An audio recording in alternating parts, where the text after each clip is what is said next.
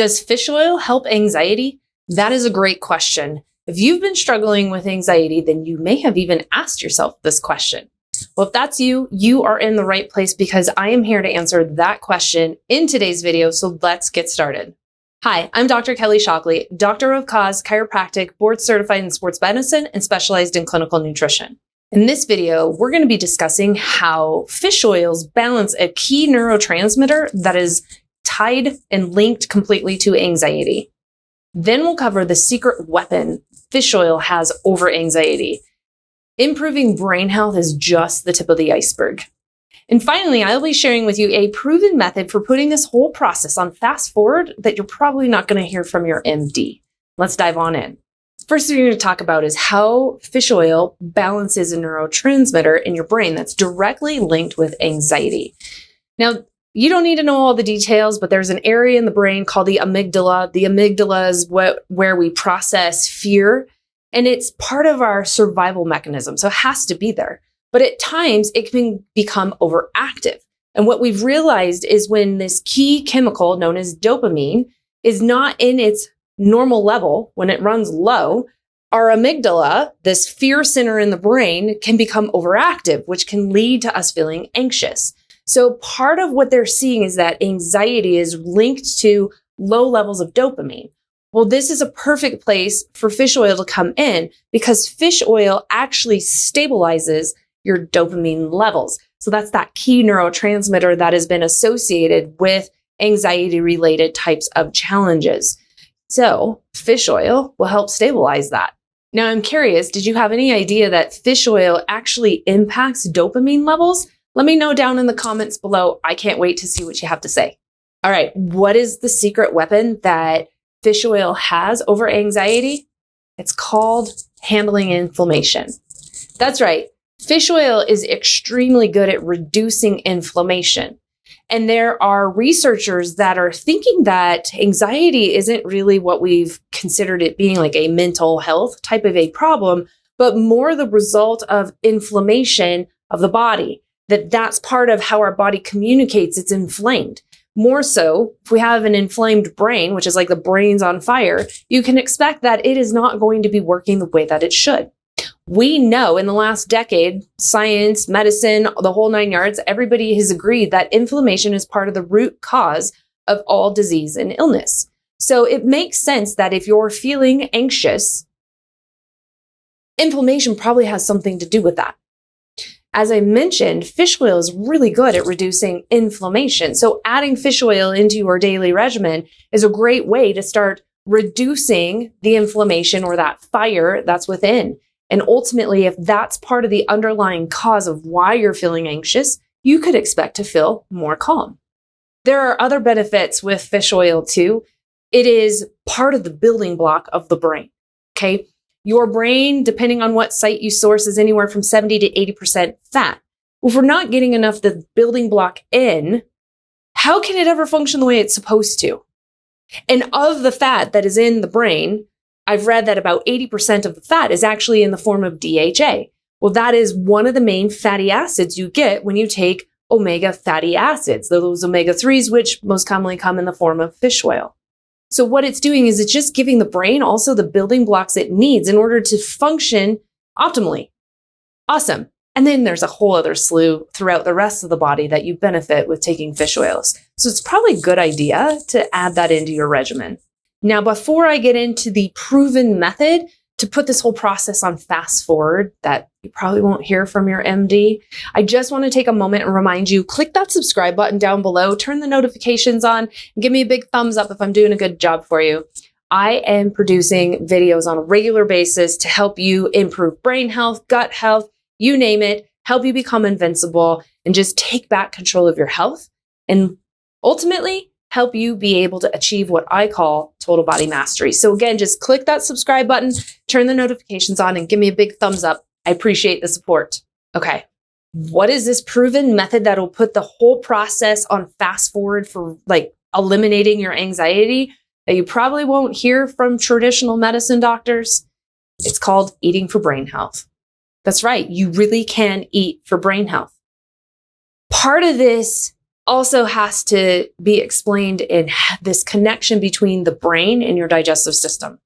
In fact, you've probably heard that people, scientists, researchers, doctors are referring to the digestive system, your gut, as the second brain of the body.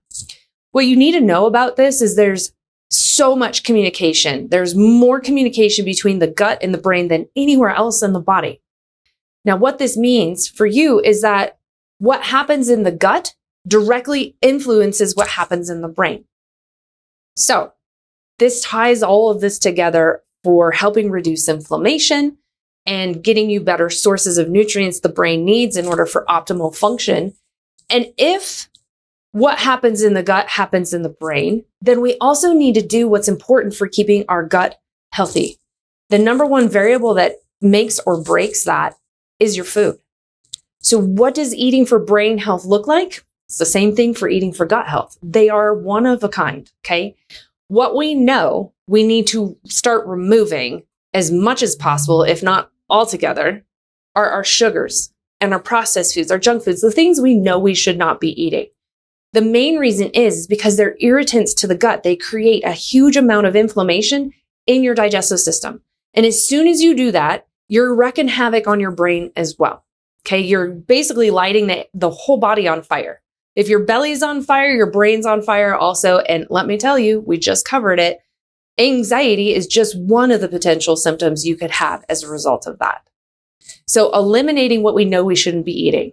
This means anything that comes in a package that's already pre-done for you, or it has some semblance of a shelf life, has more than likely been compromised in some way, shape, or form.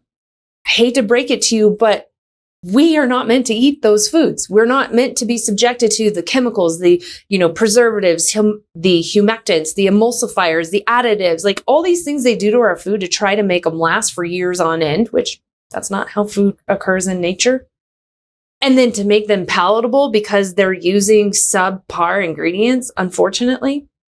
And then they just chalk in a whole bunch of other stuff because unfortunately in America, there's not many substances that are on our banned substance list. I have looked. That list has not been updated since like the 60s. It's a long time ago.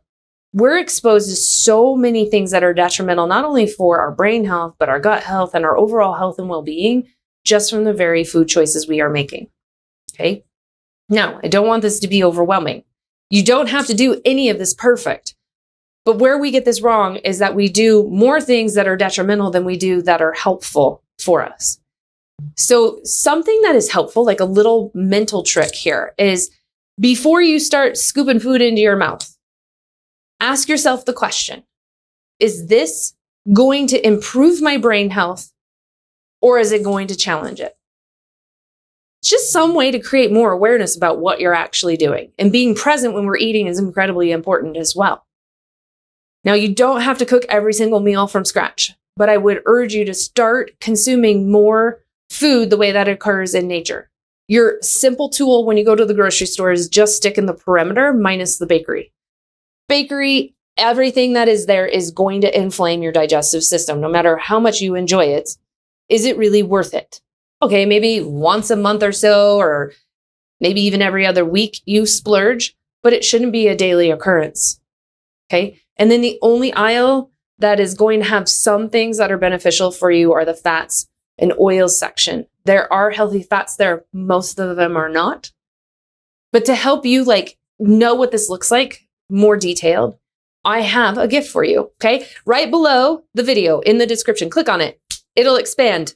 Look for the Eat Your Way to Better Brain Health meal plan. I've got it all detailed out for you. You can see in a week sampling, what does it actually look like to eat for brain health, which ultimately means you're eating for digestive and gut health also, which bonus, that's going to improve your immune system too. So look down there, click on that link, just tell me where to send it and you will have all the details. It's your meal plan. And let me tell you, you're not cooking every single day because I don't have time to be in the kitchen for hours on end. So I know you probably don't either. It also has your grocery list. So you can just pipe it into Instacart. You can, take it with you. You don't even have to think twice, just scratch off what you already have and then you'll have your list. Voila, just like that. Recipes are super easy to follow, minimal ingredients, short cook time. That way You can still live life and have fun and not spend hours on end in the kitchen, but you can start eating your way to better brain health.